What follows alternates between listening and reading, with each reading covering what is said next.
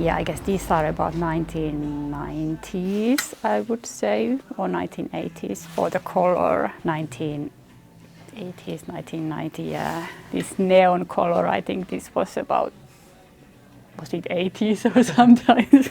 These are, they are now in fashion here again, so yeah, very colorful. Yeah. We have, I guess, quite a good tradition for second-hand use, and the whole second-hand market has really grown, especially during a few years. So Finnish people, they are environmental conscious people, especially for young people. It's the environmental factor is really important. I remember that whenever my mother bought me something, a piece of clothing, they were really durable. Like my sister and I, we would wear the same thing for years, and we only had like two small closets filled with clothes. There was no extra.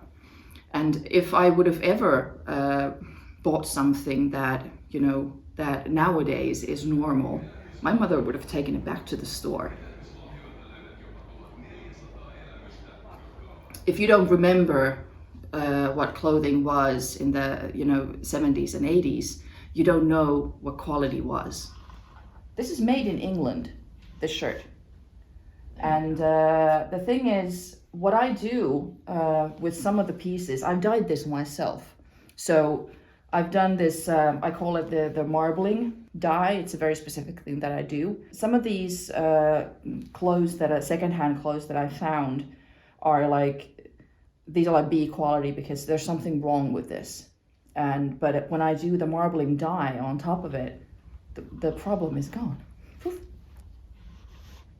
So basically, if your textile is going to landfill, you lose a lot of resources. For example, if you want to make a cotton t-shirt, you need a lot of water to grow the cotton. So for example, one t-shirt needs 2,700 liters of water.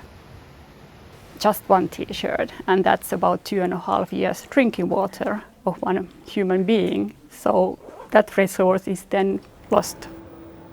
And then comes the production phase, which is very energy intensive. There are a lot of CO2 emissions. And then if you want to have a color in your t-shirt, you have to dye it. And there are a lot of chemicals used. By that sense, by choosing a second hand, you save a lot of CO2 emissions because the material is circulating and you don't have to produce a new one with all the emissions and pollution affecting from the clothes.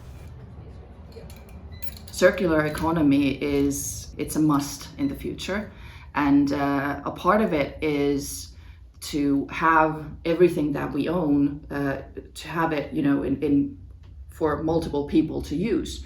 So secondhand is basically like the easiest way to get into circular economy for a consumer. And nowadays, when there's so many like digital apps and platforms, it's made very easy if you want to sell or buy or whatever. So I think for the consumer side, it's a super easy way to get into. Then you put the back there and then just like close.